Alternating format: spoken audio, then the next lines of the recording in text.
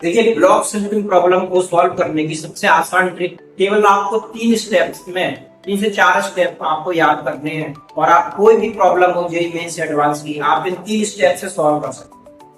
देखिए, सबसे पहले आप क्या करेंगे कि दो ब्लॉक में 2 kg का ब्लॉक और 3 kg का ब्लॉक के बीच में 20 वैल्यू दिए, 0.3 और फ्रिक्शनल फोर्स लग रहा है 20 न्यूटन और ये सरफेस जो है वो स्मूथ सरफेस है। सबसे पहले एज्यूम ये करना है कि both blocks move together and there is no slipping between them। ये जब दोनों ब्लॉक के बीच में कोई भी स्लिपिंग नहीं हो रही है तो हम इसमें एक फ्री बॉडी डायग्राम बनाएंगे और इसमें दोनों का मास कितना हो जाएगा, टोटल 5 kg हो जाएगा। ठीक है, अब इसमें फोर्स कितना लग रहा है, 20 न्यूटन का फोर्स लग रहा है इधर और ये इधर चल रहा होगा एक्सीलरेशन केस।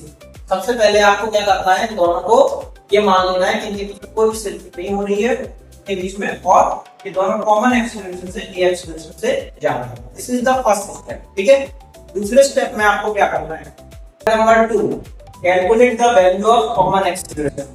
हम इस कॉमन एक्सीलरेशन की वैल्यू कैलकुलेट करेंगे तो फॉर्मूला लगाएंगे F net equal to m।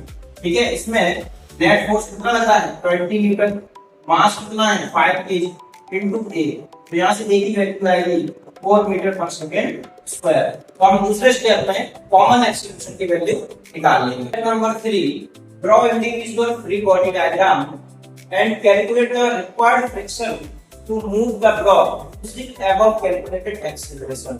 जो आपने पहले क्या एक्सीलरेशन निकाल रखा है उसी एक्सीलरेशन को यूज करके हम क्या करेंगे, दोनों का फ्री बॉडी डायग्राम बनाएंगे और हम क्या करेंगे, रिक्वायर्ड फ्रिक्शन निकालेंगे जिसकी हमें जरूरत है। ठीक है, तो देखिए 2 kg ब्लॉक जो होगा अगर ये आगे चल रहा है तो इसके बीच में जो फ्रिक्शन लग रहा होगा वो हम मान लेंगे कि आगे लग रहा होगा, क्योंकि अगर एक्सीलरेशन इसका आगे की डायरेक्शन में और एक्सीलरेशन हमने कितना निकाला था 4 मीटर पर सेकंड स्क्वायर निकाला था, इसका फ्रिक्शन भी आगे तो किसको आगे चला के कौन लेके जा रहा होगा, ये फ्रिक्शन किसको आगे लेके जा रहा होगा।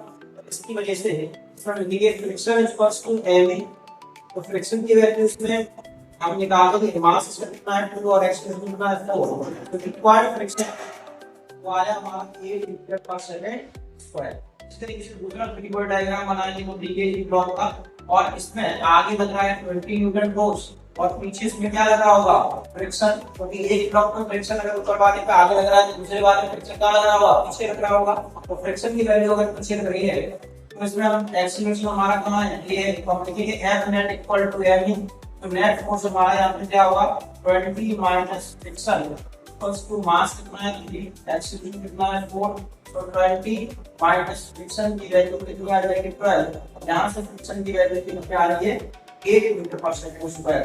आपको दोनों ब्लॉक का फ्री बॉडी डायग्राम ना बनाते हुए टाइम बचाने की कोई भी एक ब्लॉक का डायग्राम बना के रिक्वायर्ड फ्रिक्शन भी निकाल सकते हैं। ठीक है, step number 4, calculate the value of limiting friction. हम सबसे पहले क्या करेंगे, लिमिटिंग फ्रिक्शन निकाल लेंगे। तो लिमिटिंग फ्रिक्शन निकालने के लिए क्या करेंगे, हम इस ब्लॉक पे नीचे लग रहा होगा mg और ऊपर लग रहा होगा नॉर्मल।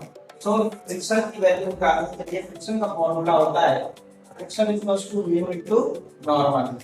फ्रिक्शन की जो वैल्यू आएगी 0.3, लिमिटिंग फ्रिक्शन निकाल रहे हैं तो 0.3 इनटू नॉर्मल 20 हो जाएगा। ठीक है, तो आएगा 6 मीटर। अब हमारे फ्रिक्शन की लिमिट कितनी है 6 मीटर। तो अगर लिमिटिंग फ्रिक्शन रिक्वायर्ड फ्रिक्शन से ज्यादा आएगा तो आंसर आपका रिक्वायर्ड फ्रिक्शन हो जाएगा। ठीक है, और अगर लिमिटिंग फ्रिक्शन कम आया तो आपकी लिमिटिंग फ्रिक्शन ही आंसर होगा, क्योंकि फ्रिक्शन अपनी औकात से ज्यादा नहीं लगता है। फ्रिक्शन की औकात यहाँ पे 6 न्यूटन है और हमें जरूरत कितनी है 8 न्यूटन की, 6 न्यूटन से ज्यादा नहीं लगेगा। देखिए, जब स्टैटिक फ्रिक्शन होता है उसकी जो वैल्यू होती है वो काइनेटिक फ्रिक्शन से हमेशा ज्यादा होती है, स्लाइटली ज्यादा होती है।